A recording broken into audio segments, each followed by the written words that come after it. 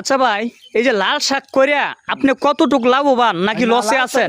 লসের মাঝে শুধু লাল শাক না, আপনি দেখবেন এই যে পাট করছি বাজারও মানে 30 মুড়া নিলে পরে 10 মুড়া বেচতারি আর 20 মুড়া বেচতারি না। আচ্ছা পাটটা আচ্ছা 20 মুড়া বেচতারি না, এরপরে মোটামুটি এটা বেচা কোনো মতে হাট বাজার টাকা দিচ্ছে। আর ডেঙ্গার অবস্থাটা দেখে যান আপনি একটু এদিকে আয়েন, ডেঙ্গার অবস্থাটা দেখে যান।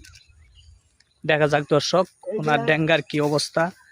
এই যে এই যে দেখতেছেন চালটা কইছি বাজারে বিক্রি করতে পারছি না, বাজারে বিক্রি করতেছে না, তুপ দিয়ে তো এই যে দেখেন দেখছেন এখন কি দাম কম আসলে বাজারে? দাম কম মানে বাজার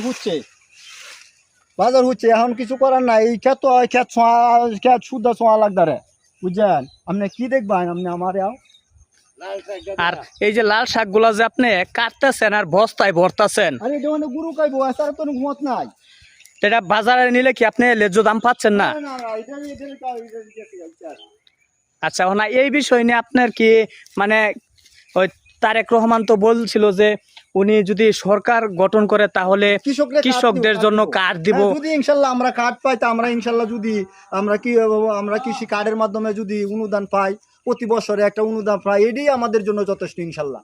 ইনশাল্লাহ হ্যাঁ ইনশাল্লাহ। এই উত্তরবঙ্গের মতো যদি আমরা এই যে মমতা ব্যানার্জি যেভাবে পশ্চিমবঙ্গের মধ্যে মমতা সরকার যেভাবে অনুদান দেয় কৃষকরা কার্ড অনুযায়ী, আমাদেরকেও যদি কার্ড করে দেয় সরকার, ইনশাল্লাহ আমরা যথেষ্ট ইনশাল্লাহ।